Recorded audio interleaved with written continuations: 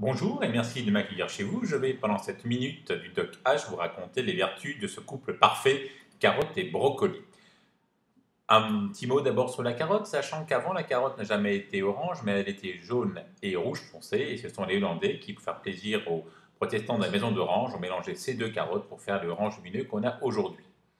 Faut l'acheter de couleur vive, avec des feuilles si elle a des feuilles mais bien dures, la laver sous un gel, la gratter sans trop enlever ce qu'il y a à l'intérieur, et elle est faible en calories. Ne la trempez pas, sinon vous allez perdre dans l'eau les vitamines qu'il y a à l'intérieur.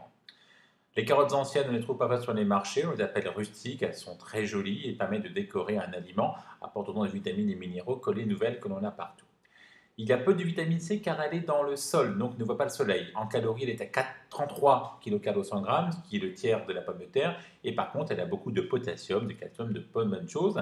Elle permet de réguler le transit, puisque à la fois, elle lutte contre la diarrhée et les constipations grâce à ses fibres, très intéressantes dans les deux domaines. On a peur de la carotte car en 81, à l'époque, on commençait à parler à quelle vitesse l'aliment que l'on mange passe dans le sang. On avait fait une erreur et trouvé 92, alors qu'en fait, la carotte crue passe avec une vitesse extrêmement lente, puisque c'est 16. C'est d'ailleurs l'aliment qui passe le plus lentement dans le sang après l'avoir consommé. Crue, elle est à 16, cuite, elle a un peu plus, 47, mais elle reste même en dessous de tous les riz et sucres lents qu'on peut consommer, donc à manger avant l'effort pour avoir un sucre lent.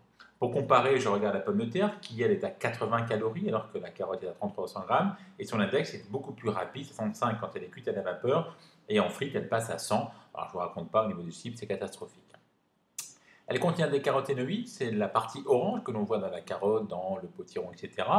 Mais ces caroténoïdes, pour être absorbés, sont liposolubles. Donc il faut manger un petit peu de gras avec. Donc je conseille le soir le plan carotte crue avec de l'huile d'olive et le midi éventuellement avec un peu de beurre, car je vous rappelle que le gras animal se consomme le matin.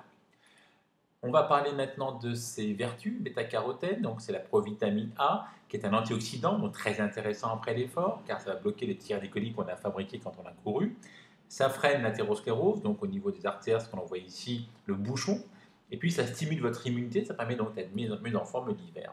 Elle contient un produit très intéressant qui est bêta-carotène, qui permet de diminuer la dégénérescence maculaire aiguë, qui est ce que l'on voit sur ces trois photos, la perte de la vision centrale. Alors, ça fait partie des légumes qui permettent d'avoir une meilleure vision, au même titre que le brocoli ou que les myrtilles. Voilà pour la carotte. Alors, puisqu'elle n'est pas chère, autant l'utiliser fréquemment. Plutôt la prendre bio, elle est vraiment meilleure au niveau du goût, puis il suffit de tendre la main à côté dans son franc-prix local.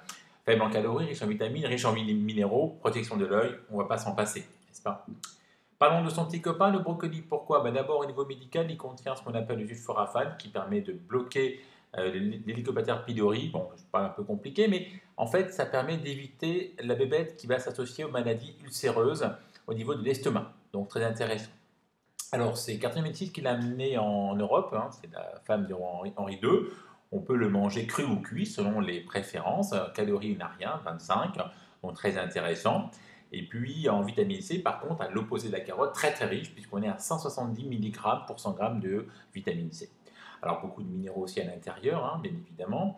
Le problème de la vitamine C du brocoli, c'est que quand on va le mettre dans l'eau, la vitamine passe dans l'eau, donc on la perd, et quand on le fait bouillir, c'est mort. Exemple, 5 minutes dans une casserole, on perd 57%, alors que 7 minutes dans la cuisson vapeur, on perd que 4% de sa vitamine C. Donc consommer du brocoli cuit à la vapeur, vous l'achetez bien ferme, bien crissant au niveau des feuilles. On peut le stocker dans le papier transparent élastique avec lequel il est vendu dans les grandes surfaces, ou bien en mettre un pour chez soi, il se congèle très bien. Il faut juste le blanchir un peu avant, par exemple à la vapeur, c'est tout à fait intéressant.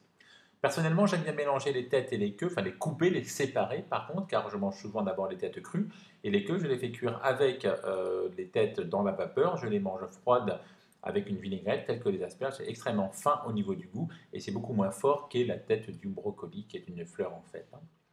Donc on les achète frais, surgelés, on peut avoir la version un peu italienne comme il y a à droite sur ces photos, hein. Et puis on peut les manger en purée avec des champignons et des pâtes, en soupe, à croquer à l'apéro ou bien avec d'autres légumes pour donner un plaisir. Voici donc ce diaporama prend fin. Donc s'il n'y avait que deux légumes à manger, je dirais brocoli, carotte et je vous retrouve très prochainement sur mon site. Merci, au revoir.